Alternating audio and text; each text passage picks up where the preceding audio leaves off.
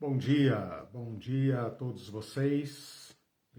Sejam todos bem-vindos, todas bem-vindas nesse domingo frio e chuvoso aqui em Curitiba. Deus nos dando a bênção da chuva. Foi uma semana triste, dramática. O número de mortos no Brasil alcançou uma quantidade inaceitável, extremamente dramática, uma marca, um trauma para o nosso país, ao mesmo tempo em que tomamos conhecimento de escândalos financeiros que mostram as duas faces dessa tragédia que é a união da política, da economia, da religião como instrumentos de oprimir e matar. Estamos sendo açoitados, digamos, por notícias que nos tiram o fôlego. Nesse clima, nesse contexto, é que nós nos debruçamos sobre esses assuntos do Apocalipse, buscando neles sabedoria para continuar, para resistir, para prosseguir. Então essa é a minha palavra inicial de resistência.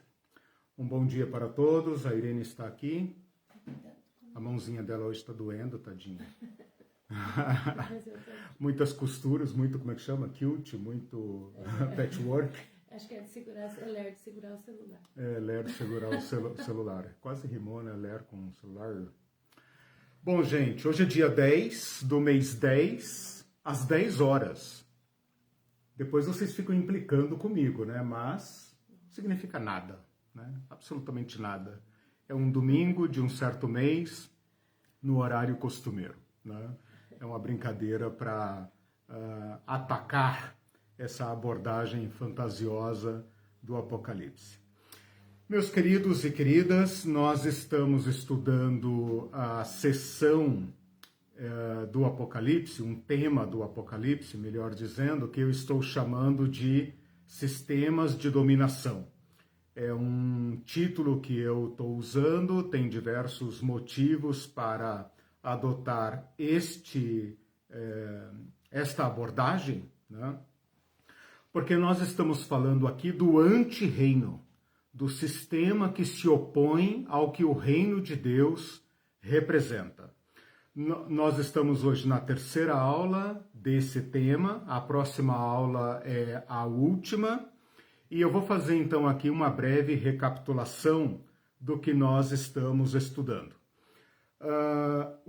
Nós já estudamos, né, o capítulo 12 e 13, hoje vamos estudar o 17 e na próxima aula vamos estudar o capítulo 18. É uma parte do livro muito simbólica, você já deve ter percebido pela linguagem do capítulo 12, pela linguagem do capítulo 13, altamente simbólica.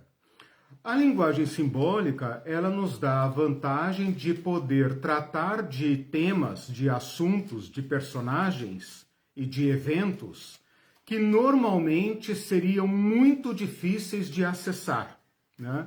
Fala de realidades, digamos, transcendentes, ou que estão para além das aparências, de como o sistema se apresenta para nós.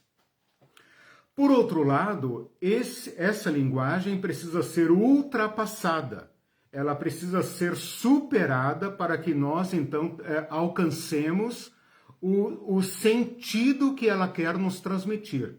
Então, é como se a linguagem simbólica fosse um veículo, dentro do qual vai, né, o sentido real que a mensagem quer nos transmitir. Quando o capítulo 12, então, fala de dragão e uma mulher no céu, é evidente que não há dragão, né, é um animal fictício, e uma mulher no céu vestida do sol, com os pés na lua e uma coroa com 12 estrelas, como se fosse uma constelação, também não existe. Então é mentirinha? Então é linguagem de fábula? Não. São recursos, são modos de acessar uma realidade que está por trás dessa linguagem. E isso que está por trás da linguagem é real. Então, no caso do capítulo 12, nós temos basicamente dois personagens, ou três, né? Que são o dragão, que representa então esta mente por trás do sistema de dominação, ou seja, o sistema de dominação não se esgota em si, nessas estruturas políticas, econômicas que nós conhecemos. Mas ele é inspirado por uma realidade que vai além dele, que transcende. E que o Apocalipse vai identificar claramente como sendo o diabo. Antiga serpente. Ora, não há serpente. Mas há este acusador, este adversário que a Bíblia personifica como o diabo e Satanás. Satanás é uma palavra hebraica, diabo é uma palavra grega, diabolos, né? Uma palavra grega, com o mesmo sentido de oposição, de uma orientação, digamos, um ânimos, né? Para se opor à justiça, à paz, à humanidade, aquilo que é a criação de Deus. Essa mulher que está no céu não existe. Não adianta perguntar quem é essa mulher, é Maria, é quem? Não existe. Essa mulher representa a humanidade. Aquela de cuja descendência vem o filho varão. Quem é o filho varão? O Cristo. Então aqui nós temos uma interpretação concreta. O Cristo nascido de mulher, nascido sob a lei. Depois fala da descendência da mulher, ou seja, esta humanidade continua desenvolvendo a sua descendência na história, que são aqueles que a Bíblia vai chamar, o Apocalipse 12 vai chamar, de santos e de vencedores e de testemunhas de Jesus. No capítulo 13, surge dois personagens também que são completamente simbólicos. Ele fala de duas bestas feras, e eu fiz aquela correção nessa conceituação para a gente afastar a ideia do besta idiota, né? E colocar no lugar a ideia da violência, da ferocidade. Ele vai então colocar esses dois personagens, digamos assim, mitológicos, né? São personagens que na narrativa representam realidades que são concretas, que são reais. Então, a besta fera não existe. Esse animal que parece um leopardo com pés de urso e boca de leão com 7 cabeças e 10 chifres, esse animal não existe, né? Mas a gente estava até comentando aqui, né? À medida que a gente vai lendo o capítulo 13, a gente vai se perdendo nesse emaranhado de palavras e de figuras, e no final a gente já está pensando numa figura humana. A besta é um homem, é um político, é um personagem. E quando a gente fala da besta da terra, esse que tem aparência de cordeiro, mas fala como dragão e que tem 2 chifres, de alguma maneira a nossa mente vai nos traindo e no final a gente também já está pensando num homem. Temos que voltar à linguagem simbólica. Ao longo de todo o capítulo 13, o que você tem é um monstro, um animal monstruoso, que tem corpo de um felino, corpo de um leão, de um leopardo, na verdade, pés de urso, boca de leão, 7 cabeças, 10 chifres.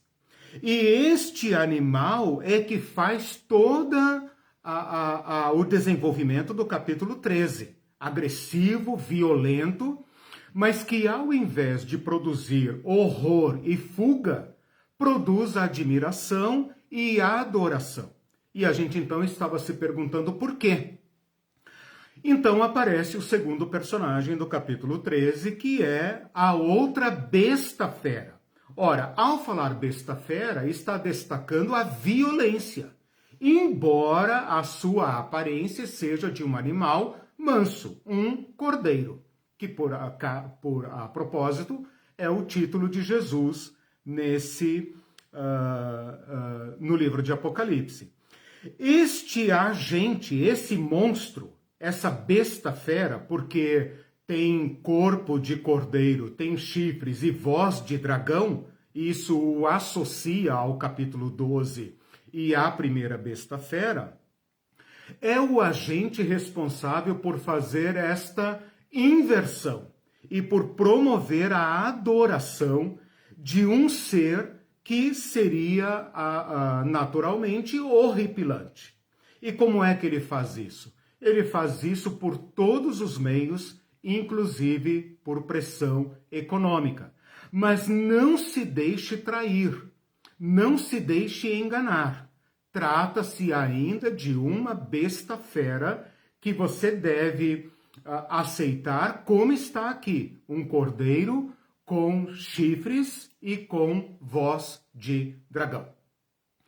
Fazendo uma leitura interpretativa do capítulo 13, para a gente poder então agora ir para o capítulo 17, a gente poderia falar assim: vi surgir dos povos, das gentes, das sociedades, dos governos, uma superestrutura, uma estrutura política, econômica, religiosa colossal, que deveria, à primeira vista, ser entendida como uma ameaça aos nossos povos, aos nossos estados, às nossas sociedades, às nossas tribos, aos povos do mundo.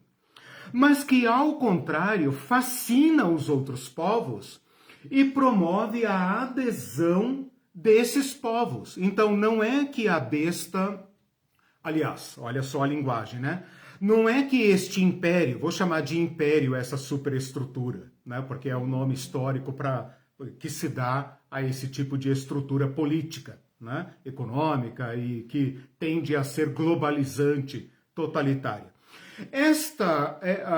Este surgimento na história de um superpoder dominador deveria nos fazer a todos nós, estados soberanos e povos independentes, etnias e gentes, deveria nos fazer ter medo e recusar essa perda da nossa autonomia em favor de uma superestrutura que vai nos dominar. Mas, ao contrário disso, promove a adesão, a submissão desses outros povos, das gentes do mundo, dos estados do mundo, a essa superestrutura dominadora. É algo mais ou menos assim: ruim com ele, pior sem ele, né? Sem ele, nós estamos expostos aos conflitos da vida, às coisas, às intempéries, às pequenas ameaças. Esse superimpério que aparece, essa superestrutura política, ela é, digamos, a maior ameaça, mas ela nos vende segurança. Então, ela é mais ou menos como a milícia do Rio de Janeiro, né? Ela é nossa maior ameaça, mas ao mesmo tempo ela nos vende segurança. Se você não aceita a segurança que ela te vende, ela própria se torna um monstro. Então, quem vê essa superestrutura como monstro é o profeta. Os povos não estão vendo um monstro, uma besta fera. Eles estão vendo um salvador. Eles estão vendo alguém que nos protege. Finalmente nós temos paz. Esse sentimento de proteção, de paz e de segurança que os povos sentem com a presença dessa superestrutura chega ao ponto da adoração. E essa também é uma denúncia de Apocalipse capítulo 13. Que dentro desse supersistema político-econômico atua um subsistema, eu vou caracterizar assim o cordeiro aqui com voz de dragão, um subsistema que vai trabalhar a teologia deste sistema de dominação. Porque o sistema de dominação, ele não pode se impor, ele não pode subsistir meramente por violência. Ele não pode simplesmente colocar um canhão em cada esquina do mundo. Então, como que ele faz? Ele tem que ter uma ideologia, que na verdade assume o lugar de uma religião. Por isso eu posso chamar essa ideologia de teologia. Tem uma teologia de dominação, ou seja, a dominação é como deve ser. É a vontade de Deus, é assim que é. Não tente romper, não tente resistir a esta dominação. E é assim então que nós terminamos o capítulo 13, com essa superestrutura personificada. Eu terminei a aula de domingo passado falando isso. Ela recebe características de uma subjetivação, ou seja, essa estrutura passa a ser sujeito. E todos nós que somos de fato os sujeitos, que somos os seres para os quais a estrutura deveria existir, passamos a ser objetos dessa superestrutura. Há um ponto que carregamos, segundo a narrativa do livro, a marca e o nome desta superestrutura, não de um homem, porque não é um homem, não é um ser, é uma estrutura que recebe então agora o status de superior, acima de nós. Quando a besta fera que nos governa fala Brasil acima de tudo, percebam que ele personificou o Brasil, dando ao Brasil, ou à Alemanha, como fez Hitler, ou a America First, né? Como diz, era isso que ele falava, né? América primeiro, o Trump. Essa personificação dessa superestrutura, porque na verdade o que é o Brasil, senão nós? O que é a Alemanha, senão o povo alemão? O que são os Estados Unidos, senão o povo americano? Mas esta superestrutura é personificada e colocada acima dos povos, acima dos seus respectivos povos.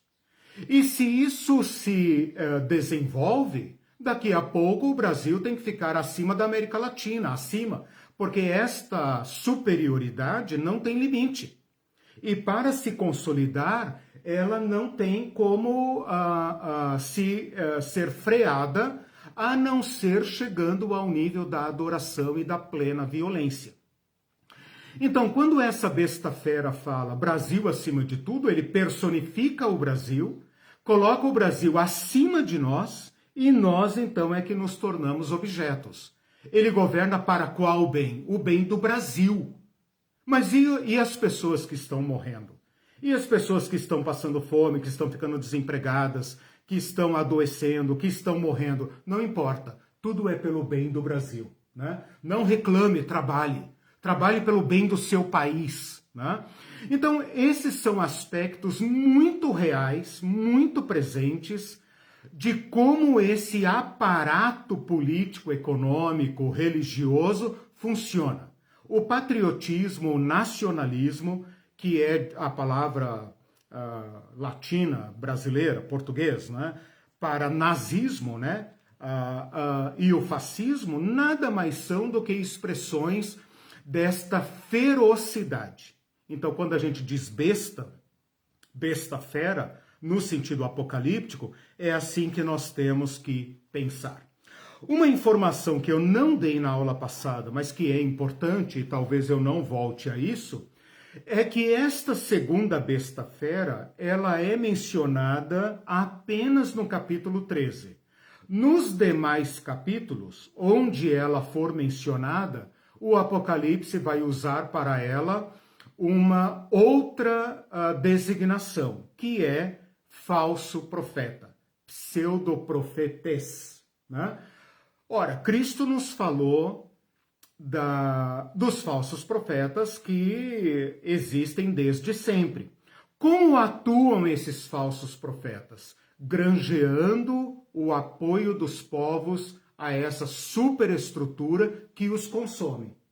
que é, na verdade, a sua própria ameaça. Mas ele faz com que os povos sejam enganados, porque é pseudo, é falso profeta. Ele promove esta falsa idolatria. Aliás, a idolatria é verdadeira, né? Porque a idolatria já é um Deus falso, né? Ele promove essa sedução para manter os povos narcotizados, para manter os povos fascinados no nível da adoração. Por isso, escapa a racionalidade política. Quando nós entrarmos agora, já termino essa introdução, quando nós entrarmos agora no capítulo 17, vou apenas prepará-los. A segunda besta fera sai de cena. A primeira besta fera, aquela que vem do mar, aparece e vai ser apresentado agora um novo personagem, que é aquela que nós anunciamos ontem, né? Falei, uma mulher chique, né? Montada num animal feroz e bêbada. Esta mulher agora vai, de certa forma, representar aquilo que o falso profeta, que é a segunda besta fera, representou no capítulo 13. Então, do que trata o capítulo 17? Trata da mesma besta fera, agora sendo montada, servindo de montaria para uma mulher devassa, uma mulher prostituída. E nós vamos ter, então, a aula de hoje para entender o que isso significa. Afastada a linguagem simbólica da besta fera e da mulher, o que isso significa aqui com o pé no chão, né? Aqui onde nós estamos pisando. O Alexandre Klein tem um comentário, mas antes disso, pode falar. Se o pessoal está gostando do conteúdo, é importante curtir, né, comentar e por favor, né? Curtam agora, meta... Crescimento do canal. Se gosta do conteúdo, taca o dedo lá, né? Crescer o canal, né? Taca o dedo lá no like e compartilhe, e não esqueça depois de me ajudar a divulgar o canal no YouTube, que chama Teologia Pé no Chão. O Alexandre Klein diz assim: os Estados Unidos são a prova de uma superestrutura mundial, não é? Exato. Acham que são os salvadores do mundo porque só eles são os donos da verdade. Exato. Cristãos, né? Vejam como os Estados Unidos são uma ideologia, né? É um império ao qual os povos, muitos povos, querem se submeter. Na verdade, meus irmãos e irmãs, isso é às vezes difícil de constatar, mas todo grande país, incluindo o Brasil, é uma formação violenta. Os Estados Unidos só são unidos no nome por causa de muita violência. A Rússia só é o que é por causa de muita violência. A Índia só é o que é por causa de muita violência. O Brasil só é o que é por causa de muita violência. Normalmente, no mundo real, no mundo das gentes e dos povos, a tendência normal, tirada a violência imperial, colonizadora, né, exploradora, seria que o mundo fosse constituído de famílias de povos, de nações pequenas, como, por exemplo, o leste europeu, né? A África, por exemplo. O que são os países da África? A maioria deles, se não resultado de muita violência. Então, pensem bem.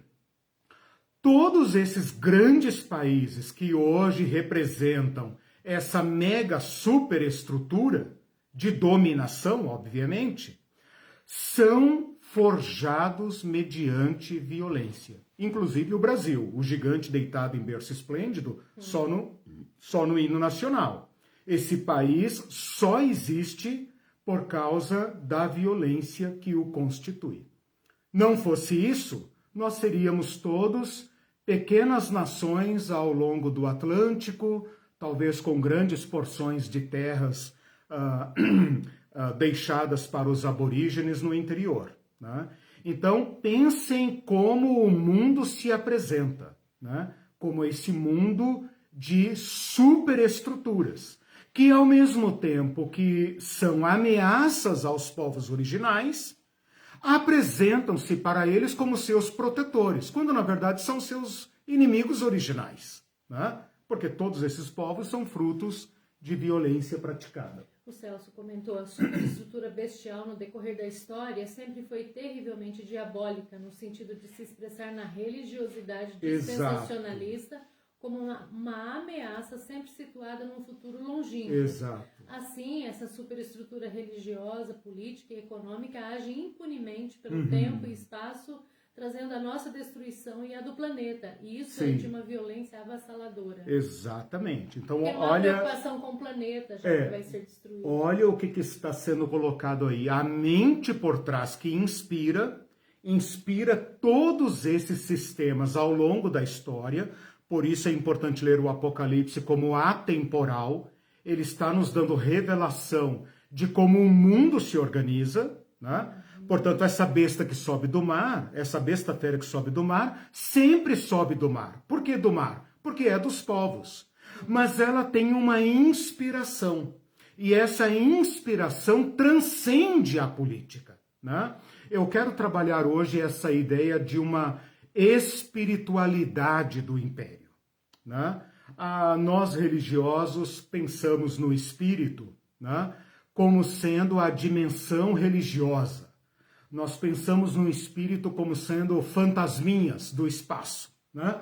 Nós pensamos em anjos. Não, anjo tem forma humana e tal, loiros, olhos azuis, asinha e olhos, né, e cabelos loiros encacheados, como aquele do Maurício de Souza, né? E os demônios como sendo assim, uma coisa meio disforme e tal, meio fantasmagórica e tal, não sei o quê. Mas eu queria ampliar esse sentido para pensar nesta transcendência, quando nós falamos assim, por exemplo, quando Max Weber fala do espírito do capitalismo. Ora, quando ele fala espírito do capitalismo, pode ser que algum pentecostal, alguma pessoa assim muito, né, mística, pense nesse espírito do capitalismo como um demônio, uma potestade, né? Mas Max Weber está dando uma interpretação que fala de uma inspiração, de uma ideologia que, de certa forma, não está materializada necessariamente em nenhum lugar. Para usar a linguagem do apóstolo Paulo, está nos ares, né? Então eu queria ampliar esse sentido de espiritualidade para pensar neste espaço do diabólico, nesta mente que inspira o sistema.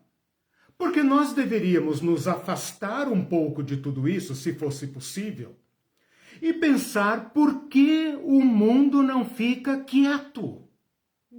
Como dizia o nosso filho, por que não fica cada um no seu lugar? Porque os índios não podem ter sua Amazônia? Porque os ribeirinhos não podem ter seus peixes no rio? Porque os povos não podem ficar nos seus lugares? Porque as pessoas não vivem em paz? Porque elas não trocam seus bens harmoniosamente? O que é esta mente que joga uns contra os outros e nos lança nessa corrida violenta, interminável, que não tem limites a não ser transformar os seres humanos em objetos e criar então essas mega estruturas de dominação e que quer nos seduzir e dizer para nós, não tem escapatória, submetam-se. Então é importante essa questão que o Celso nos ajuda a lembrar, da inspiração e também do fator religioso.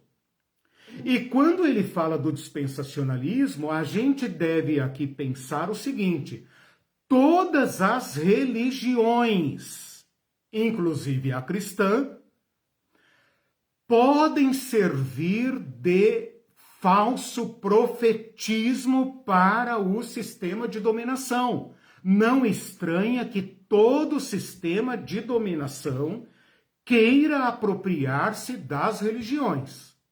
E quando não consegue, as substitui. Foi o que fez, por exemplo, os estados comunistas do século XX, que quiseram substituir as religiões oficiais, que eram consideradas por ele como empecilhos, por uma religião política, por uma religião civil, né? Em que o Estado passa a ser ocupar o lugar de Deus, né? Então, esse aspecto religioso é muito importante. Por quê? Porque, como eu disse, não interessa ao sistema político usar da violência bruta permanentemente e generalizadamente. Ele precisa convencer as pessoas a se submeterem espontaneamente. E é isso que o capítulo 12 e 13 chama de sedução, e o capítulo 17 vai chamar de embriaguez, que nós poderíamos modernizar, atualizar como ópio, narcótico, como o próprio livro aqui vai dizer, feitiço. Há um elemento distorcido que faz com que as pessoas queiram ser dominadas. O Império Romano, né? Eu pensei, o modus operandi do Império Romano era esse. Sim. Porque você se tornava adorador e o Império oferecia a segurança que você precisava. exatamente. Né? Exatamente. A Pax Romana, por exemplo, é um mito. Se vocês pensar só que absurdo, adoração ao imperador, mas se você pegar todo o contexto da época, tudo que isso significava, não é tão absurdo para aquela época. Não. Se torna uma coisa, vamos dizer, comum. Isso é aceitável. muito importante. Isso é muito importante. Se você ler os relatos de historiadores da época do Império Romano, o Império Romano não precisou impor o culto ao imperador, aos povos dominados. Os povos dominados pediram ao imperador para cultuá-lo. Olha só.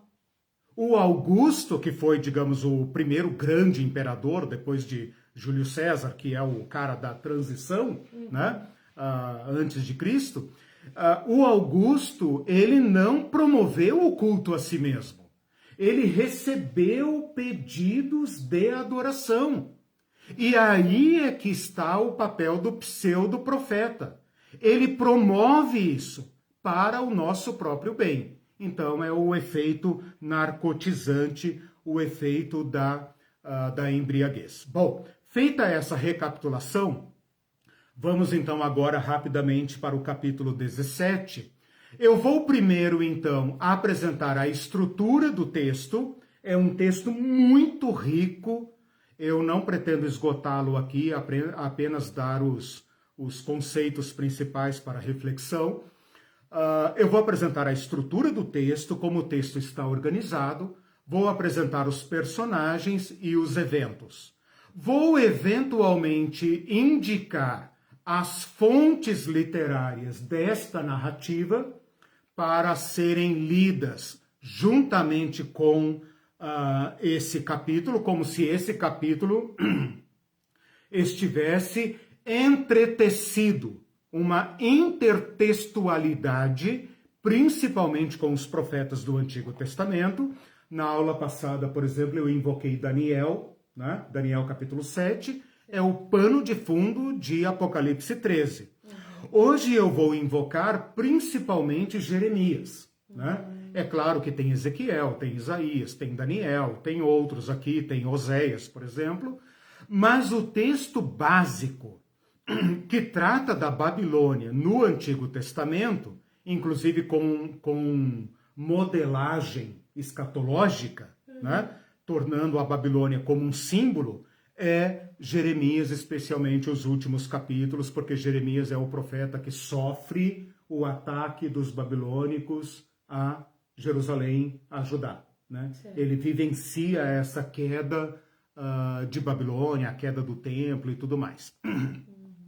E depois, então, vamos ver se nós conseguimos fazer aqui a aplicação, porque uma vez apresentados a mulher e a besta fera que ela monta, né, nós temos que tirar da nossa frente o mito, né, demitificar o texto. Nós temos que ver o que representa essa mulher, o que a imagem desta mulher quer nos transmitir para a nossa realidade pé no chão. E o que essa besta fera quer nos transmitir, continuar nos transmitindo em relação à nossa realidade histórica dos povos, pé no chão, ok? Então vamos lá. O capítulo 17 tem 18 versículos, vem depois do 16 e antes do 18, mas ele está ligado ao capítulo 16. Por quê? Porque o capítulo 16 vai encerrar a série de 7 pragas. E a 7ª praga é justamente a queda de Babilônia, ok? Então, o capítulo 16 encerra as 7 pragas. Nós vamos ver sobre isso no próximo tema do Apocalipse. O capítulo 17 começa assim: vi um dos 7 anjos que tem as 7 taças, as taças que contêm as pragas.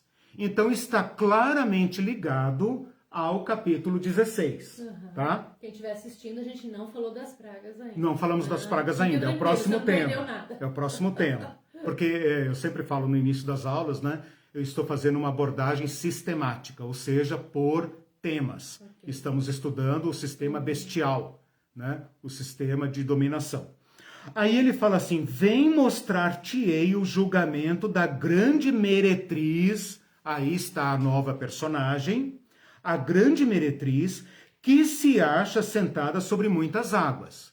E então ele vai apresentar aqui, no versículo 1 e 2, a introdução a uma nova sessão. Presta atenção nisso.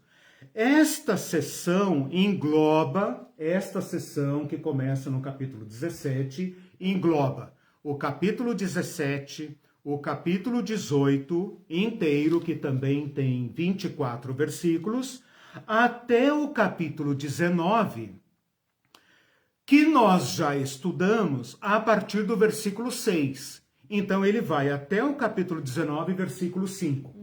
Então coloque aí, de 17, versículo 1, até o 19, versículo 5.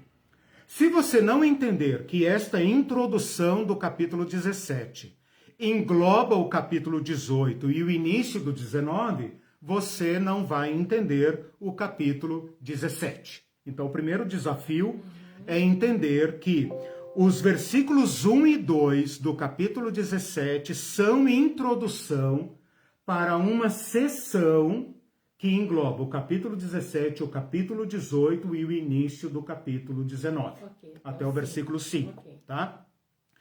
Esta introdução, então, é versículo 1 e versículo 2. Então, agora, feita esta apresentação da sessão completa, eu vou recortar, delimitar, para a gente abordar hoje apenas o capítulo 17, tá? Então, vamos lá. O capítulo 17 está dividido em 3 sessões, tá? Poderia ser dividido em mais partes. Aliás, eu vou colocar aqui 4 sessões. Já corrigi aqui. Eu poderia colocar a 4ª sessão dentro da 3ª, mas para não ficar muito comprido e para ser mais específico, então, 4 sessões. Versículo 1 e 2 é a introdução. Versículo 1 e 2, introdução. Versículo 3 ao 6 é a descrição da visão, tá? Então, versículo 1 e 2, introdução. Versículos 3 ao 6, você tem a descrição da visão, ok? Esta é uma visão que se parece mais com uma foto, porque não tem movimento nela, do que com um filme. Então, digamos assim, no capítulo 13, você tem uma cena em motion, né?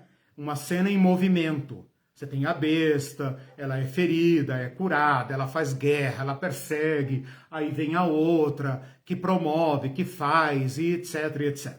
Aqui não, aqui você tem uma cena parada, é como se fosse uma foto, um quadro que João vê. E esta cena está descrita no versículo 3 ao 6. Segura aí, já voltamos aí. Do versículo 7 ao 14, do versículo 7 ao 14, você tem a descrição da visão. Do versículo 7 ao 14, você tem a explicação, a interpretação da visão. Esse é um caso do Apocalipse em que o anjo explica o que João está vendo, ok? Curiosamente, quando ele explica a visão, ele nos surpreende. Porque ao invés de falar sobre a mulher, que é o personagem novo e que deveria causar a maior curiosidade aqui, ele passa a explicar a besta fera, que nesta visão faz o papel secundário.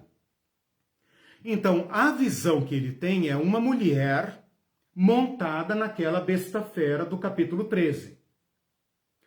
Como a gente já conhece a besta fera, a gente imagina então que o anjo vai explicar quem é essa mulher, que ela representa.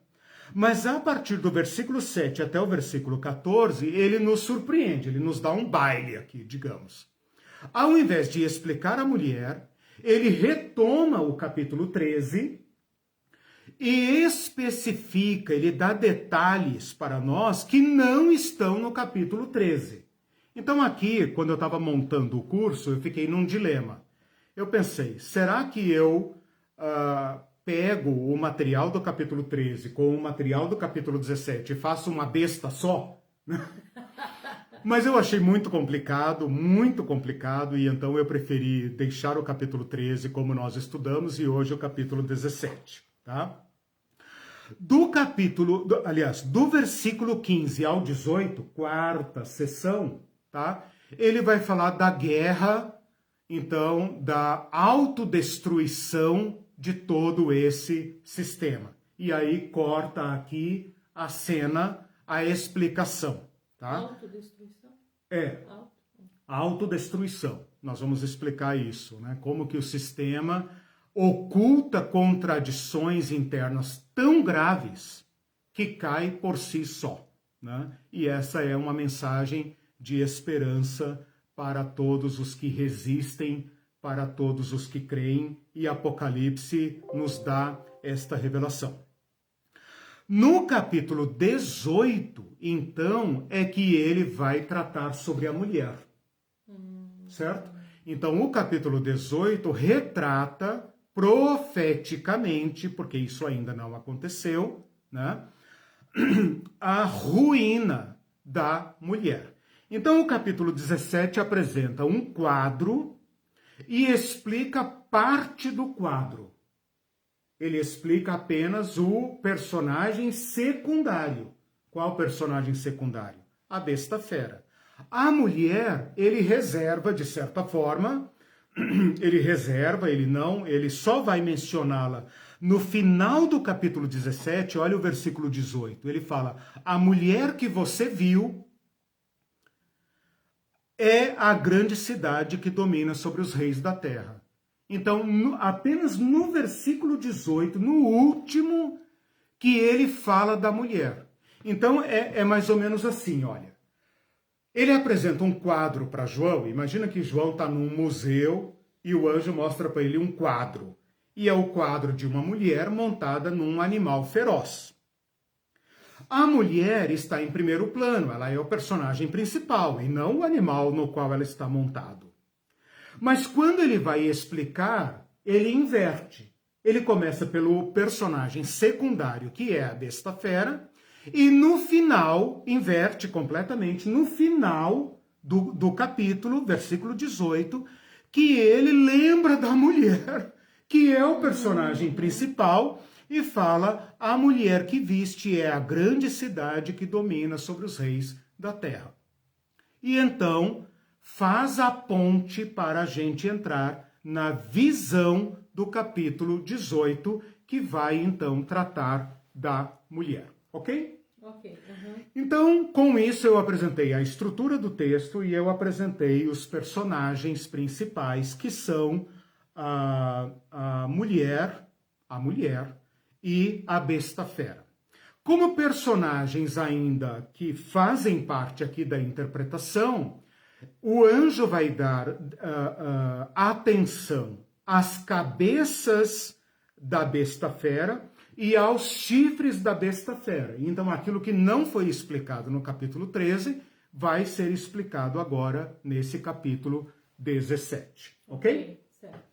Bom, vou fazer uma rápida recapitulação aqui das fontes, apenas para contextualizar, tá? Eu pesquisei o Antigo Testamento, pesquisei fontes apócrifas, pesquisei o Novo Testamento. O Novo Testamento aqui nos ajuda muito pouco, ele não tem muito o que nos informar aqui para esta visão especificamente, e pesquisei também um pouco da mitologia e da história. Com respeito ao Antigo Testamento, nós temos aqui o pano de fundo para entender a visão, que é o quê? Primeiro, a figura da prostituição como uma linguagem metafórica, simbólica para a corrupção generalizada. Então, é comum que o Antigo Testamento considere Israel como a esposa de Yahvé, porque fala de uma aliança, né? O tema da aliança é destacado no Antigo Testamento.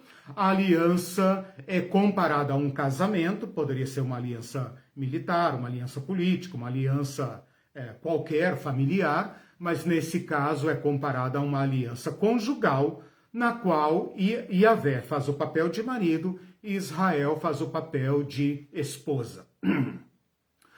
Quando Israel abandona os preceitos de Yahvé, abandona os estatutos de Yahvé, a forma como Yahvé estabeleceu a organização política, a organização econômica solidária, as restrições de culto, a proibição de idolatria, a proibição de orgia, a proibição de escravidão, todos esses limites para a organização social, política, econômica, religiosa para o seu povo, todas as vezes que Israel abandona esta aliança e imita o sistema das bestas feras ao seu redor, que coloca a economia acima de tudo, que transforma os seres humanos em objetos de mercado, mulheres com seus corpos explorados como parte do culto, toda essa coisa das religiões antigas. Israel é chamada na literatura profética de prostituta. Então é uma linguagem muito pesada, uma linguagem muito agressiva, muito forte para denunciar a corrupção generalizada do povo de Israel. Não se trata apenas de trocar de Deus. Não se trata apenas de, ao invés de adorar Yahvé, adorar Baal, ou Astarote, ou Moloque. Não se trata disso. Se trata de uma traição global, integral, porque não há segmentação entre as diversas áreas da vida. A economia, a política, a religião, todas as relações sociais, familiares, toda a vida compõe um todo idolátrico. Os reis são divinos, os sacerdotes são semidivinos superiores, os seres humanos são escravizados, todo tipo de perversão é aceita nesse sistema da besta fera que rodeia, que arrodeia, né, o povo de Israel. Todas as vezes que Israel abandona os estatutos de Deuteronômio, a economia solidária, a dignidade humana, a prática da justiça, a igualdade de todos perante a lei, os líderes como servos, como mediadores, aquele equilíbrio entre povo comum e sacerdotal. Tudo isso vai ser considerado como meretrício e prostituição, né? A embriaguez faz parte deste processo, porque a prostituição no Antigo Testamento está relacionada à devassidão, aquele método próprio da prostituta que se embriaga para poder mercadejar seu próprio corpo, para poder suportar a sua vida, o seu ofício, a sua condição social, né? Representa o corpo como objeto. E para suportar esta degradação, então a embriaguez entra aí como um ingrediente, digamos assim, como um elemento comum da prostituição. Também é usado em orgias, né? E orgias que envolviam bebedeiras para poder produzir os efeitos desejados. Outra figura muito importante, e eu vou me ater aqui, outra figura muito importante é a figura de Babilônia. Você poderia fazer uma genealogia da Babilônia e perceber que a Babilônia encarna o anti-reino, a anti-sociedade, por mais que a civilização babilônica, caldeia, mesopotâmica, seja uma das grandes civilizações da história, com diversas contribuições para a sociedade de um modo geral. No Antigo Testamento, ela encarna o anti-reino. Lembra que Abraão é chamado para sair da Babilônia, sair de Ur dos Caldeus, que integra a civilização babilônica, no auge do primeiro império. Então, esta ruptura com o povo de Deus em relação à Babilônia é histórica desde o início, desde a origem. Babilônia está ligada a Babel, que representa o germen da ideia imperial. Façamos célebre o nosso nome. Unamos nossas forças para dominar os povos da terra. Cresçamos até o céu e façamos célebre o nosso nome. Então, esta ideia está por trás do símbolo Babilônia. Por outro lado, Babilônia é aquele grande inimigo que esmaga a civilização judaica no ano 500 e bolinha antes de Cristo. O Nabucodonosor era babilônico, ele que destruiu Jerusalém, ele que destruiu o templo e ele que colocou o povo de Israel na sua decadência irreversível, né? Então ele encarna esse grande inimigo do povo de Israel. Bom, tudo bem? Tudo certo. Tá. Então vamos agora à visão, e é o que temos para hoje. A visão é a seguinte, versículo 3.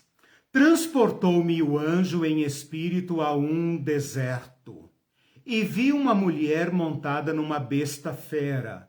Essa besta fera é vermelha. O capítulo 13 não diz que ela é vermelha. O capítulo 12 diz que o dragão é vermelho. E aqui ele nos explica que a besta fera tem a cor do dragão. Ela está repleta de nomes de blasfêmia, como foi dito no capítulo 13, com 7 cabeças e 10 chifres.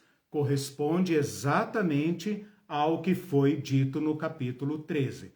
Percebam que o personagem principal é a mulher, que agora aparece montada, como se estivesse montada num cavalo, né? Montada nesse animal feroz. O que nós temos aqui? O deserto representa o afastamento crítico para observar a cena. É como se João precisasse afastar-se para então ter a visão dos fatos, né? O anjo fala, vem, eu vou te mostrar o julgamento da grande meretriz. Leva-o ao deserto, mas a meretriz está sentada sobre muitas águas. mas João precisa afastar-se para ter uma visão panorâmica do cenário. Ela está sentada na besta. É a segunda vez que aparece aqui a palavra sentada. No versículo 1 fala que ela está sentada sobre muitas águas. Agora fala que ela está sentada sobre a besta fera. No capítulo 13, nós vimos que a besta fera surge das águas. Então, o fato de a mulher estar sentada sobre a besta fera representa uma relação de dominação ou de influência sobre a besta. É uma parceria anômala. Por quê? Porque a besta fera é um animal feroz. Ela é o animal predominante no capítulo 13.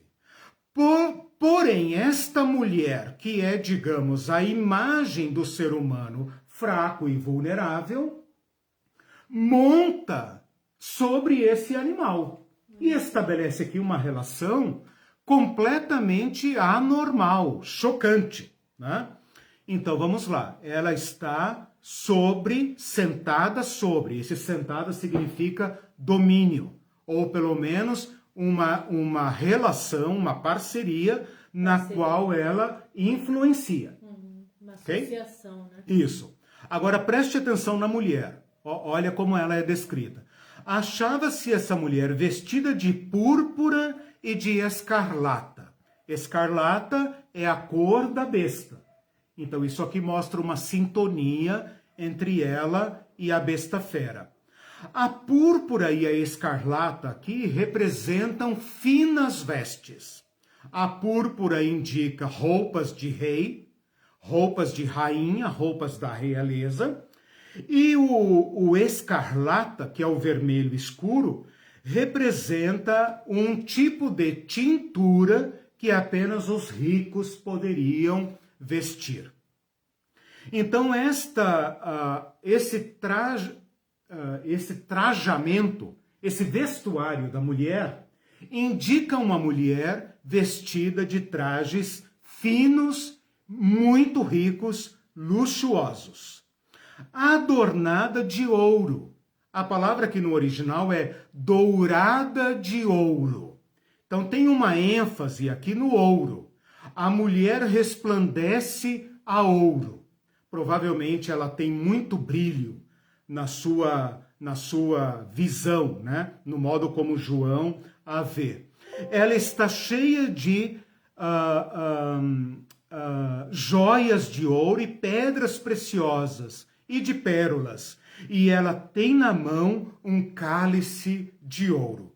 Então percebam que a visão, ela é ao mesmo tempo assustadora, surpreendente, mas ao mesmo tempo fascinante. Porque é uma mulher lindamente apresentada, né? Ela está vestida das mais luxuosas roupas, muito emperequetada, né? Ela está com joias finíssimas, de grife, de marca, né? Ela brilha a ouro e ela tem na mão um cálice de ouro. Até aqui a cena é, se você olhar apenas para a mulher, maravilhosa. Se você olhar para a besta fera, assustadora. Então é um cenário que te causa estranheza, te causa perplexidade. Ela tem um cálice de ouro. Parece uma pessoa que está, assim, digamos, num restaurante luxuoso, num palácio. Porém, o seu cálice está cheio de abominações e de imundícias da sua prostituição. Para ver que esta mulher está se alimentando de abominações e impurezas, que são termos fortíssimos na linguagem do Antigo Testamento, da imagética, digamos, do profetismo, essas palavras são muito fortes. João precisou o distanciamento e a revelação. Porque os demais que se prostituem com ela, como está no versículo 2, com quem se prostituem os reis da terra, que bebem do seu vinho e se embriagam com ela, olha o versículo 2, se embebedam com ela todos os que habitam na terra, para eles estão desfrutando de delícias.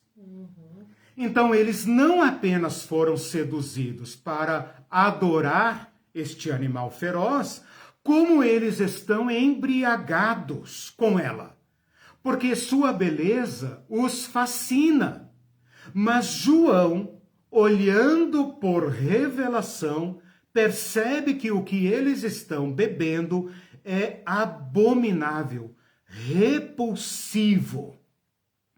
E esta mulher, lindamente trajada, tem na sua fronte uma escrita, e a sua escrita a identifica de modo inequívoco para o profeta João e para todos os da igreja que leem esta carta no primeiro século. O nome dela é um mistério e vai ser revelado agora.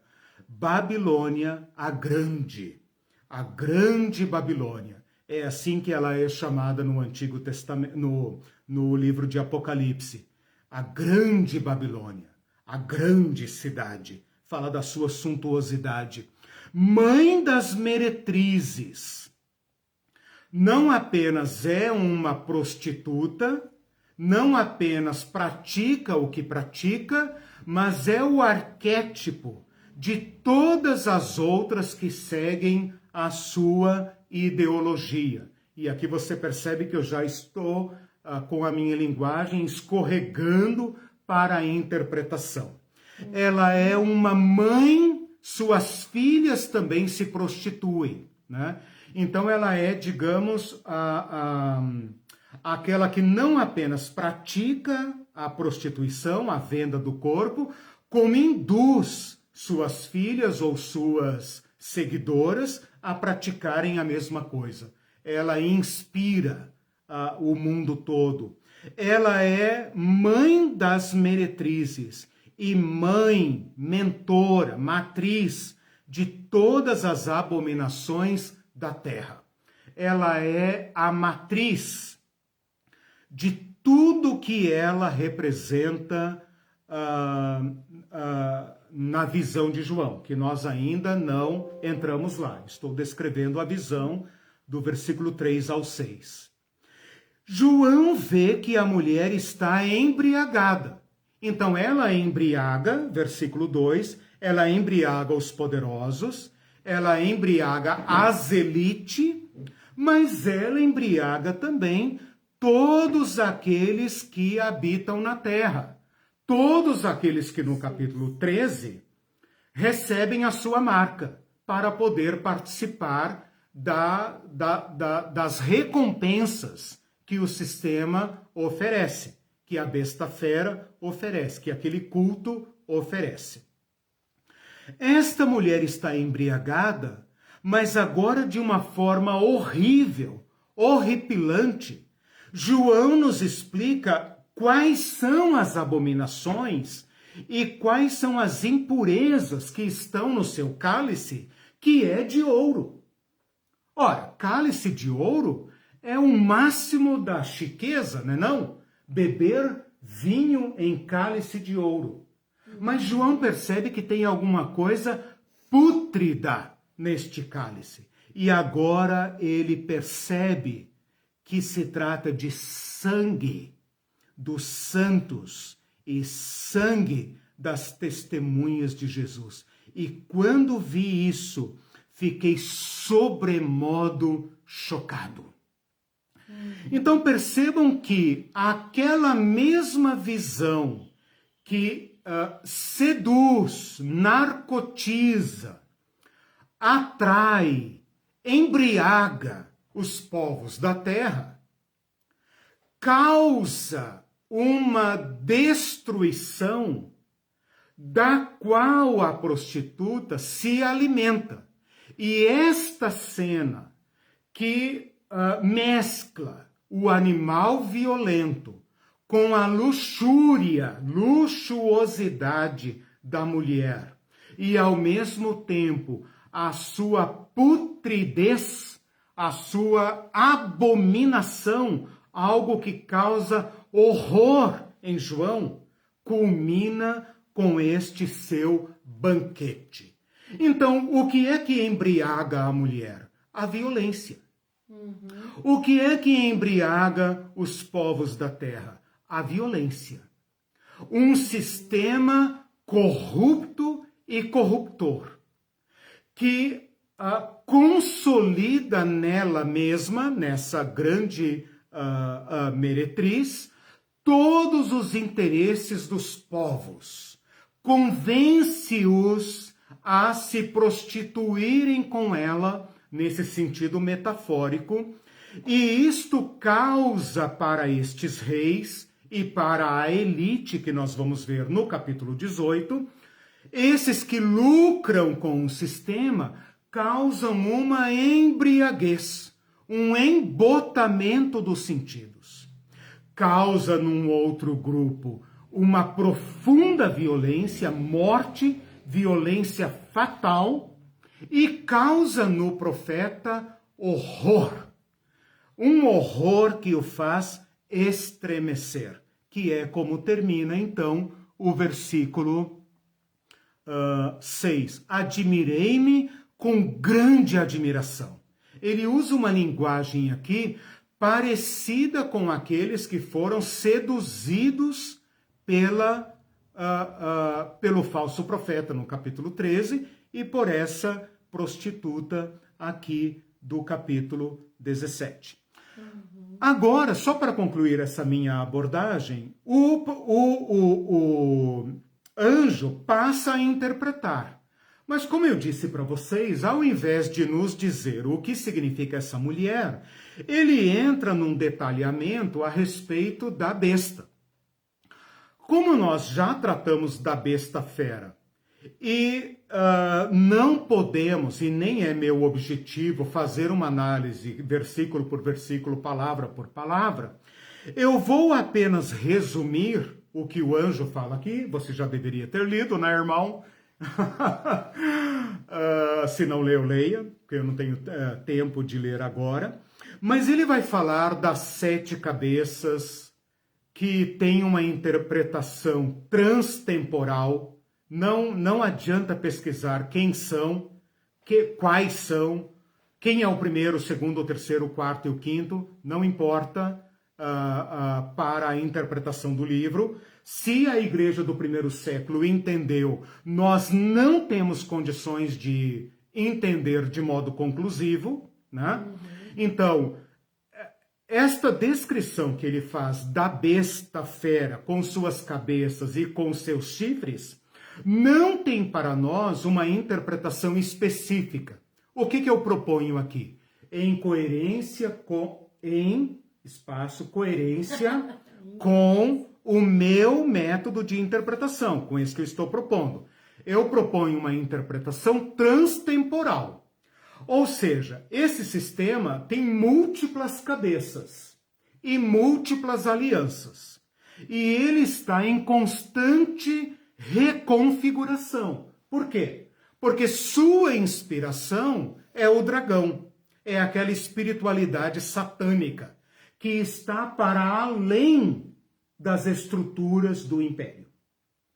Então, esta inspiração transcendental que se opõe a Deus nunca cessa, nunca desaparece. Então, é isso que João quer dizer aqui. Ele fala, olha, já veio, está aí e continuará a vir, né?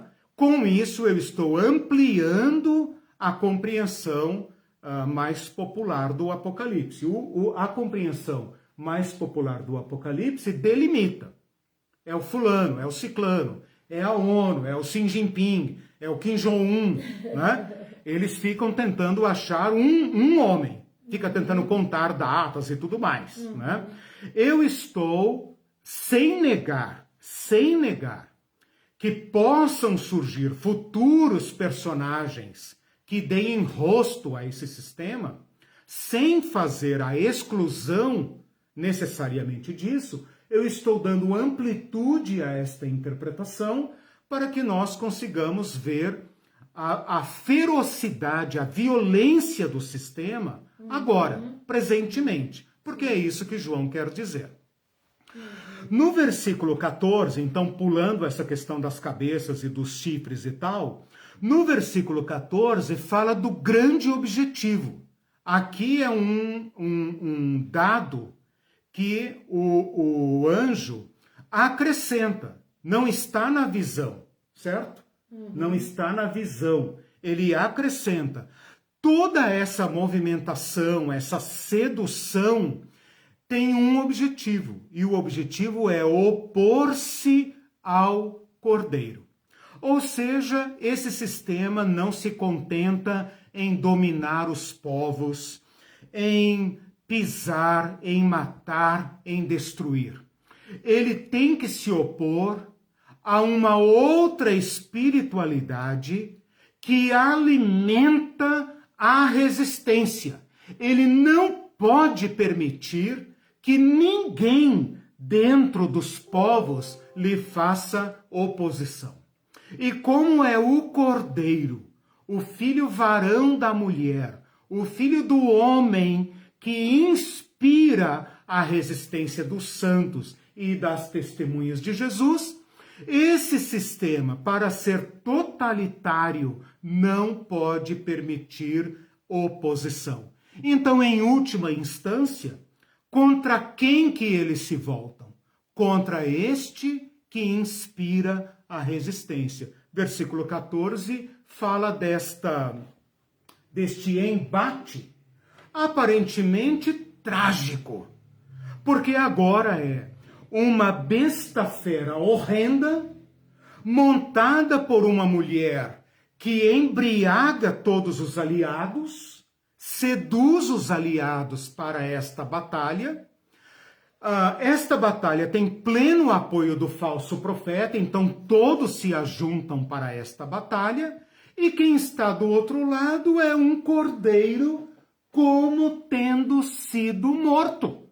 Ora, não quero nem ver, né? É pior do que Davi e Golias, né? É uma monstruosidade, uma máquina de guerra fatal contra um cordeiro que parece morto. E um povozinho de gente que morre, mas não se entrega. Parece fatal. Mas o anjo diz para João qual é o mistério da visão. O cordeiro os vencerá. Porque é o cordeiro que é Senhor dos senhores e Rei dos reis. E esse versículo conecta-se com a lição que nós já estudamos, se não me engano, lição 28, quando eu falo do Cristo que vem, que é o fiel e verdadeiro, o Verbo de Deus, montado sobre um cavalo branco, que é figurativo, obviamente, e é Senhor dos senhores, Rei dos reis, e vence essa potestade, essa espiritualidade imperial. E também vencerá esta coligação os eleitos e os fiéis que se inspiram no Cordeiro. Aqui está o mistério surpreendente da visão de João. Então, no capítulo 13, tem a seguinte pergunta. Capítulo 13, acho que versículo 4. Quem é semelhante à besta? Quem pode lutar contra ela? No final desta visão, João tem a resposta. Quem pode lutar contra a besta? Um cordeiro como tendo sido morto. Quem pode resistir a ela? Os pequeninos da terra, os santos, os que resistem, aqueles que são eleitos e chamados por Deus. Por fim, ele vai dizer o seguinte: como é que se dá essa batalha? No versículo 16, a besta se volta contra a meretriz e a devora. A besta se volta contra a meretriz e a devora. come seu corpo e taca-lhe fogo. E ela é completamente devorada. E com isso, João está nos lembrando o seguinte: todo império calcado na violência, na verdade, padece de uma contradição interna fatal. Ele cairá por si só. O capítulo 19 vai falar que Jesus o destruirá com o sopro da sua boca. Basta uma palavra de verdade, uma palavra verdadeira, e todo o sistema desaba. Então, quando nós dizemos que essa besta fera que ora nos domina vai cair, nós não estamos dizendo nenhuma profecia nova. Nós não estamos dizendo nada novo. Nós estamos apenas dando o testemunho de Cristo. Eles podem derramar sangue até se embriagar, mas daqui a pouco eles se devorarão a si mesmos. Todo sistema que se ergue na violência, porque só há império mediante violência, padece de uma contradição interna fatal. E é isso que o versículo 16 está nos mostrando. Sem que o cordeiro tenha que fazer qualquer coisa, esta própria coligação se volta contra aqueles que a inspiram, e eles são, então, consumidos completamente. Esta é a visão e a sua explicação, e agora podemos conversar um pouquinho sobre como demitizar, ou seja, nossa tarefa agora, juntos aqui, é tira a mulher da frente. A mulher aqui foi apenas um veículo para nos levar à realidade. A sua embriaguez tira da frente, é apenas um veículo para nos levar à realidade. O seu luxo tira da frente, é apenas um veículo para nos levar à realidade histórica. A besta fera tira da frente, não existe. Não existe besta fera. É apenas um veículo da linguagem simbólica, mítica, para nos levar à realidade. Nossa tarefa agora é, com os pés bem no chão, enxergar como João enxerga, a partir do olhar apocalíptico, onde está essa beleza narcotizante que nos seduz a participar desse sistema que é calcado na violência. Onde é que nós estamos bebendo sangue? Onde estão aqueles que querem nos embriagar com violência e querem nos convencer a participar desse sistema? Porque não tem como resistir. Não tem como se opor a esse sistema. Se você se opuser a esse sistema, ele vai beber teu sangue. Então, nosso desafio agora é demitologizar esta linguagem e achar a sua face histórica. Onde ela está? Onde está essa prostituição simbólica? Onde está o luxo simbólico? Onde está a embriaguez simbólica?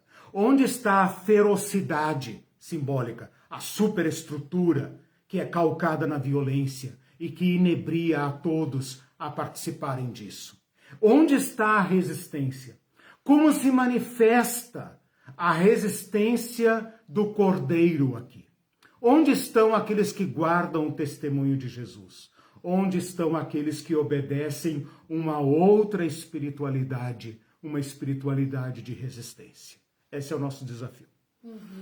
Perguntas, comentários? Um assunto bem complexo, né? Que a gente não tem tanto tempo, mas vamos ter que ajustar algumas coisinhas, né? Nós temos que sair agora da linguagem simbólica. Usar a linguagem simbólica apenas como meio para um fim.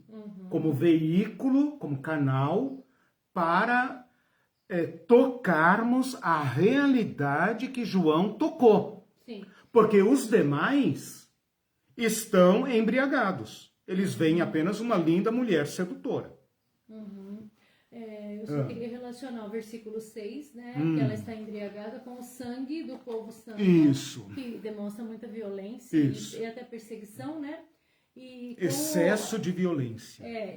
Ao ponto de embriagar-se. Leva ao cálice, né? Isso. Do versículo 4. Versículo 4. Tinha na mão um cálice de ouro, cheio de abominações. Esse sangue é interessante, né? Exato. As palavras usadas, abominações e impurezas da sua imoralidade, né? Significa que esse luxo todo com o qual a mulher está representada produz violência. Aquilo que para uma parte da sociedade é luxo, acumulação ao ponto de embriagá-los, produz muita violência. E esse sistema, porque a mulher representa um sistema, sustenta-se da violência. Não há luxo sem violência. Não há ouro ao ponto de essa mulher ter ouro em abundância, joias e vestidos caros e toda essa indumentária que é colocada nela, sem que haja na outra ponta muito sangue. Sangue ao ponto de embriagar. Então, esse sistema produz muita violência e a prática reiterada da violência se torna um embotamento dos sentidos. Eu vou ler um comentário, daí você... Quando essa besta fera que nos governa fala, e daí, não tô coveiro, né? Está mostrando a sua bestialidade, a sua blasfêmia. E daí, se alguns tiverem que morrer? Né? Isso mostra a embriaguez, o narcótico do sistema. Pergunta? Aí você esclarece. A Claudete diz, essa mulher é a igreja, mas o vencedor é o cordeiro e os que resistem com ele. Não, essa mulher não é a igreja. Essa mulher é o aspecto religioso-econômico que dá sustentação ao sistema de dominação. Que envolve religião. A igreja pode se prostituir, não há dúvida. Tanto é que, boa questão da Claudete, porque me permite agora fazer uma ligação. A primeira vez que a palavra prostituta aparece no Apocalipse é dentro da igreja de Tiatira, no capítulo 2, a terceira igreja, 1, 2, 3, 4, não, a quarta igreja, a igreja de Tiatira, quando ele fala da Jezabel. Portanto, esse espírito da prostituição, no sentido simbólico, metafórico, manifesta-se dentro da comunidade dos cristãos. Então, Claudete, a gente não precisa aqui dizer assim, fazer uma correspondência alegórica, né? Não, a besta é a igreja. Não. A prostituta aqui, porque veja, tem a besta fera, que é uma personificação, digamos, global do sistema de dominação, inspirada por Satã, que é o violento e o mentiroso mor, segundo Jesus, homicida desde o princípio, mentiroso desde o princípio. Então, isso que inspira o sistema. Então, quem é a besta fera? É todo o sistema de dominação, com as suas múltiplas cabeças, alianças políticas, econômicas e tudo mais. Esta mulher representa o aspecto, a dimensão religiosa econômica. Por que eu digo religiosa econômica? Porque tem que levar as pessoas a uma sedução, a uma embriaguez, pela qual eles aceitam participar de um sistema que é em si violento. Então, toda ideologia com feições religiosas, toda interpretação das escrituras, toda teologia coligada com qualquer sistema de dominação é uma face prostituída da igreja, não tenha dúvida. Mas o que eu quero ressaltar aqui é, não se esgota num personagem apenas, não se esgota numa instituição apenas. A meretriz aqui deve ser entendida, e é por isso que eu mencionei espírito lá no começo, como uma espiritualidade. Uma espiritualidade que produz esta prostituição econômica. Por que eu digo religiosa e econômica? Porque economia é manipulada por esse sistema para cortar os meios da vida. Ou seja, se você tentar resistir, você não vive. Aí que entra a marca da besta do capítulo 13. Para comprar e vender, para lucrar com esta embriaguez, é necessário aderir ao sistema. Ou você adere, ou você está fora.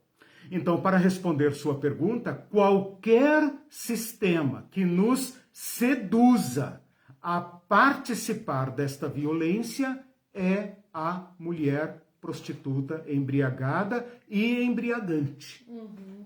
É que a gente chama a igreja, ela aqui está falando igreja em outro sentido, porque ela disse os sistemas são vários, a igreja é um deles, social, político, poder. Mas quando a gente fala igreja, a gente está falando também dos fiéis. Isso, exatamente. Então não pode dizer que é justamente por isso. Tá? Eu falei na aula passada que a igreja constitui um sistema. Uhum. Né? Tem esse aspecto que você está falando, do aspecto orgânico, né? Uhum. Que aqui é chamado, no versículo 6, né? É chamado de os santos. Os santos e as testemunhas de Jesus. Aqui está a igreja de Jesus. Porque senão essa mulher montada na besta seria autofágica, ela iria destruir a si mesma, se ela é o sistema, né? Então, porque ela se embriaga do sangue dos santos. Exato. Então, se a gente fala que é a igreja, a gente está dizendo que é os santos. Então, não nesse sentido. Não igreja nesse sentido que nós temos hoje, que estamos vivendo hoje. No sentido de um sistema... no sentido de adúltera, porque, veja, a besta só pode seduzir a igreja como sistema. Certo. Os santos, a igreja orgânica, que guarda o testemunho de Jesus, ela é considerada aqui no versículo, deixa eu ver, no versículo 8, ela fala, esses estão inscritos no livro da vida. Esses são imunes a ela.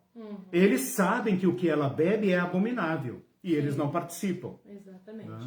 O Alexandre Klein diz, o que parece difícil olharmos com os óculos de João, veremos isso acontecer o tempo todo no nosso planeta. Guerras sem sentido, com o intuito de roubar o petróleo do perdedor. Exato. Guerras religiosas que usam terrorismo para se impor. Ditadores que, para se manter de eterno no poder, matam, massacram seu próprio povo e por aí vai. São muitos povos embriagados pela aspas, mulher vestida de ouro. Por isso... Ele descreveu o sistema, né? Por isso o nome aqui é propositalmente Babilônia. Por quê?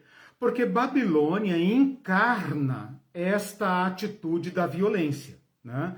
Tem um autor que eu já citei aqui, o Walter Wink, um teólogo da não violência, recentemente falecido. Ele fala que esta mentalidade babilônica é o pano de fundo de todas as sociedades. Todas as sociedades humanas, em algum momento, aderem à violência para sobreviver. O Lucas fez um comentário, mas eu não sei se ele está querendo dizer que é a sua interpretação ou o que. Ele diz, a ideologia dos talibãs são um exemplo dessa interpretação. Não sei qual a interpretação. Usada como instrumento de dominação e de destruição, como eu falei. Por isso que eu não estou particularizando esse espírito como sendo tal religião ou tal instituição. Nós temos que entender esta mulher como uma ideologia. Porque aqui para o primeiro século, né, vamos deixar de lado por enquanto o Talibã e pensar no primeiro século. Como os cristãos do primeiro século entenderam esta visão? Claramente como sendo Roma. Olha aqui o versículo 18. A mulher que viste é a cidade que domina sobre os reis da terra. Né? Domina sobre os reis da terra. Como que ela domina? Colocando o pé na garganta deles? Não. Ela se tornou uma ideologia. Ela se tornou um verdadeiro culto. Então, este aspecto religioso, espiritual, ideológico e material é que domina agora. Então, Roma não domina apenas porque tem esquadras, ou porque tem triremes, ou porque tem legiões. Não tem como dominar a Europa toda, o norte da África todo, até a Medo-Persa, apenas com legiões. Tem que ter ideologia envolvida. São alguns milhares de soldados versus milhões de pessoas. O que é que seduz as pessoas a este domínio? Essa espiritualidade. Agora, essa espiritualidade se manifesta em ideologias, uma ideologia como, por exemplo, o capitalismo, uma ideologia como o comunismo totalitário, leninista, stalinista, por exemplo, e também como o Talibã, como qualquer ideologia, e também como os evangélicos. Então, eu quero lavar roupa suja aqui, né? Evitando olhar para o quintal do vizinho. Quando o sistema político, a besta da terra, a besta fera da terra, seduz, embriaga as grandes lideranças dos grandes sistemas religiosos evangélicos denominacionais, aí está a nossa Jezabel. Aí está a nossa Babilônia. Aí está a nossa meretriz. Então, esta é a profunda denúncia aqui. A profunda denúncia que João está fazendo é a seguinte: cuidado com esta sedução. É preferível, como disse o capítulo 12, mesmo em face da morte, não amam a própria vida, não se rendem. Né? Como isso vai se manifestar? Como diz aqui a besta, né? A besta fera, como mostra aqui a besta fera, ela tem trocentas cabeças. Ela tem trocentas configurações, né? Você fere uma, o dragão levanta outra. Talvez isso que a Claudete então, quis dizer, é o né? mercado comum europeu, é a União Soviética, é os Estados Unidos, sei lá, não importa. Não importa. Por quê? Porque essa besta com seus tentáculos, né, se apresenta em toda a organização social. Porque toda organização social é filha da grande mãe que seduz, que prostitui. Sim. Então essa grande mãe, esse sistema, exato. Nesse sentido a igreja é uma igreja que se prostituiu, né? A cabeça, veja por exemplo o que é a cultura, o Amway, o jeito americano de ser como uma matriz ideológica. Veja como todos os povos do mundo querem ser norte-americanos. Como essa luxúria, essa riqueza é dada aos povos do mundo como um vinho abominável. Para você ter uma ideia de como isso assume feições religiosas. E as nossas igrejas se tornam falsos profetas deste sistema. Então aí você tem um pouco de como a meretriz assume funções ideológicas transcendentais e que passam a reger, inclusive, nossas igrejas. Então, o que é a teologia da prosperidade, senão o vinho sanguinário do sistema? Esses dias eu estava ouvindo um cantor gospel dizendo, cara, eu não tinha dinheiro para comer pizza, meu. Eu não tinha dinheiro para pegar ônibus. Hoje eu tô aí, cara, com não sei quantos mil seguidores no Twitter. Eu ainda não comprei meu Land Rover, mas eu vou chegar lá. Ou seja, o grande objetivo dele é esse, né? Está embriagado. Está embriagado. Para usar uma outra palavra muito importante aqui, o capítulo 18 vai falar, o capítulo 18, versículo 23, vai falar assim, ó. Lá no final, quando a gente voltar a tratar da mulher, ele vai falar assim, foram os grandes da terra seduzidos pela tua feitiçaria. A palavra feitiçaria no grego é pharmakeia. A palavra pharmakeia, que forma a nossa palavra farmácia, né? E também nós usamos drogaria, droga, sinaliza claramente para o efeito narcotizante, que inebria as pessoas com a visão do luxo e do ouro. E por causa do ouro e do luxo e dos prazeres que esta ideologia dá, todos os povos da terra se embriagam com ela. E a palavra feitiçaria aqui é exatamente a palavra que o marxismo vai usar como fetiche. Que as coisas do sistema, desta religião capitalista, não são apenas coisas. Elas adquirem um símbolo superior a nós. E todos nós é que nos tornamos objetos vendáveis. Ou seja, nós é que nos tornamos produtos desse sistema. Esta é a crítica que João está fazendo aqui. Essa feitiçaria que leva milhares de pessoas dormirem nas filas, pernoitarem para comprar um produto para pôr no pé, ou para pôr nas mãos, ou para pôr na cabeça, ou sei lá o quê. Isso é um fetiche, que João está dizendo é um feitiço. Ora, meus irmãos, a palavra do feitiço está sendo usada presentemente, frequentemente, para explicar esta atitude do Brasil em relação à besta fera que nos governa. As pessoas estão dizendo, parece que as pessoas estão enfeitiçadas. Parece que as pessoas estão todas... como pode? São pessoas cultas, são pessoas de bem. Ele fala como dragão, isso deveria nos causar repulsa. Mas produz um mito. Olha aí a linguagem do mito. Produz um mito, produz um feitiço que simboliza muito mais do que é, embora fale como dragão, embora beba sangue. As pessoas estão enfeitiçadas.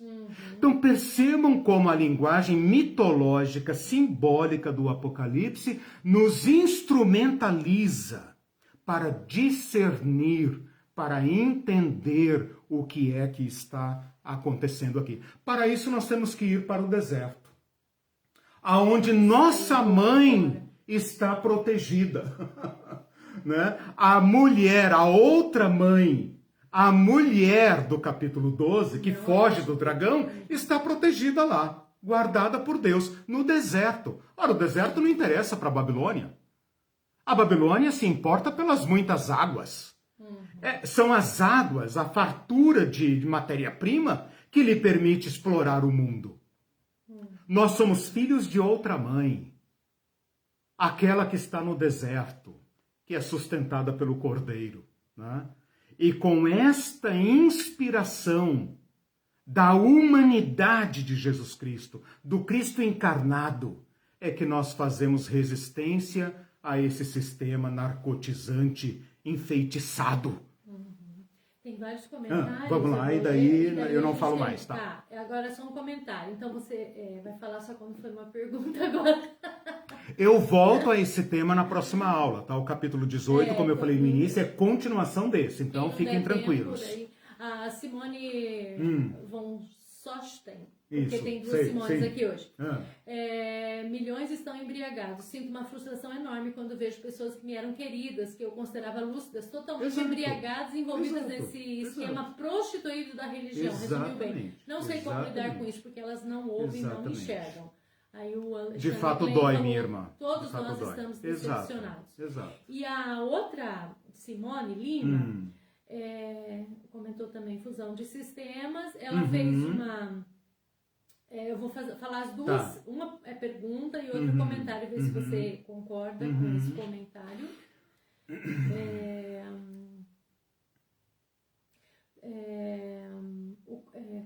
Cordeiro pode ter o significado de passividade diante do domínio. Não responde ainda. Tá. E a pergunta que eu achei bem interessante que ela fez é: podemos refletir esse sistema de mortandade com mais de 600 mil com esse sangue que João cita? Com certeza. Com certeza.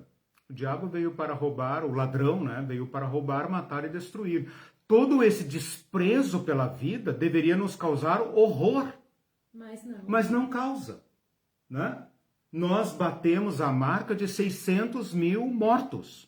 Mas ouça os falsos profetas da besta fera que nos governa.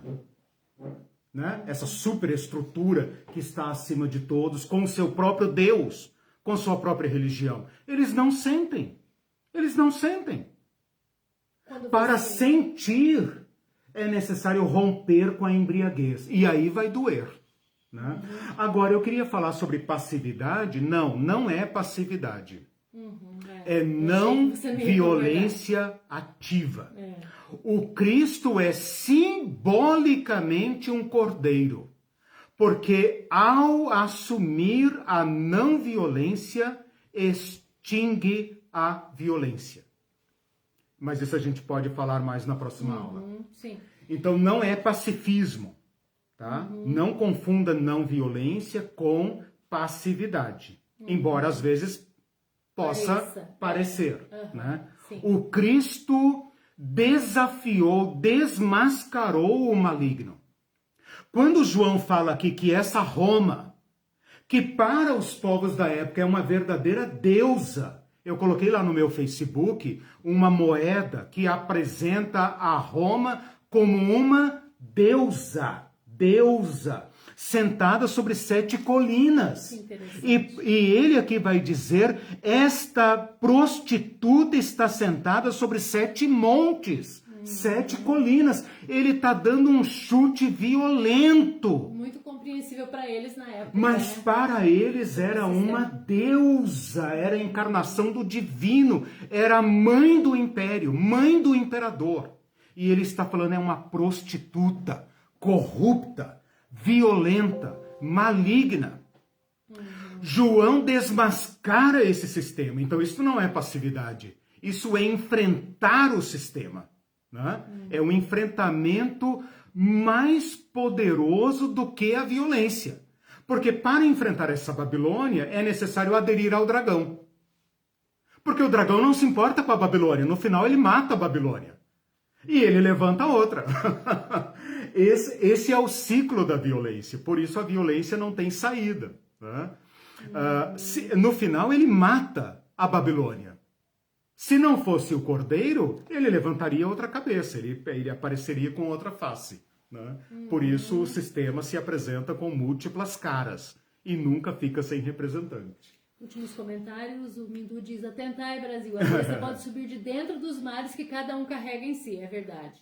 E o Eduardo Fabrício diz: o tio Marquinho sempre presente, o ópio dos povos. Exato. Ele percebeu esse fator inebriante, né? E é muito interessante, né? Eu não sei, quem entende melhor aí de Marx poderia, de repente, nos dar uma contribuição na próxima aula sobre essa questão da feitiçaria e do fetiche, né? Até que ponto ele conhecia esta linguagem da embriaguez, né? Eu procurei no Novo Testamento. O Novo Testamento não usa a palavra narquê, né? Mas usa a palavra farmaqueia, e usa a palavra da embriaguez. No mesmo sentido. Eu quero fazer um comentário só sobre essa questão dos 600 mil mortos, quando você pensa que a questão girou em torno do capital. Do capital. Por exemplo, a economia não vacinas pode na parar. época... Não, vacina da empresa certa e na época certa não foram compradas, porque esperaram para ver se negociavam para ver se conseguia, por meio da vacina... Exatamente, aí está a embriaguez. Corrupção. Aí está a Então, a embriaguez embriaguez. ainda é o lucro que conta. A vida das pessoas, eu não sou coveiro. Claro, né? exatamente, então, assim, vai morrer mesmo. Então tem e tal, tudo a ver, a pergunta dela. Olha o Paulo tudo a ver. Guedes, né, com a offshore, né, Exatamente. lucrando milhões, né? Quem pode parar essa besta fera, né? Aí o Mindui disse ainda, estar no deserto não gera likes, é verdade. E a Ivete disse, essa sua fala é inspiradora e mostra como há dominação malévola nessa governança no Brasil. E o Silvio Javala, glória a Deus, cada aula é uma pitada de esperança, é uma denúncia e exposição da nudez dessa teologia hegemônica, capitalista, racista, opressora e mentirosa que embriaga a sociedade. Jesus é o Senhor. Amém. Agora só existem 3 coisas, fé, esperança e amor. Essa visão teológica, pé no chão, é uma verdadeira bênção, uma chave para a liberdade. Amém. Glória. Com essa palavra, com essa bênção, terminamos. Ainda tem mais alguém? O Bruno comentou assim... eu não me encontro agora, mas ele disse assim, nós temos que propagar isso porque as pessoas têm, os cristãos, têm que ouvir essa mensagem. Sim. Por isso que a gente pede, né? Divulguem, compartilhem. Para crescer, porque é muita treva e essa é uma luzinha que tenta inundar essas trevas. Percebam como a interpretação dispensacionalista não toca nesse âmago, né? Então, de certa forma, ela fracassa aqui. Né? Bom, gente, falamos bastante. Depois leiam com mais vagar, se possível, se quiserem, né, assistam novamente, porque eu reconheço que é muita informação. Coisa, Tchau para vocês, boa semana. Tchau, Deus os guarde e proteja.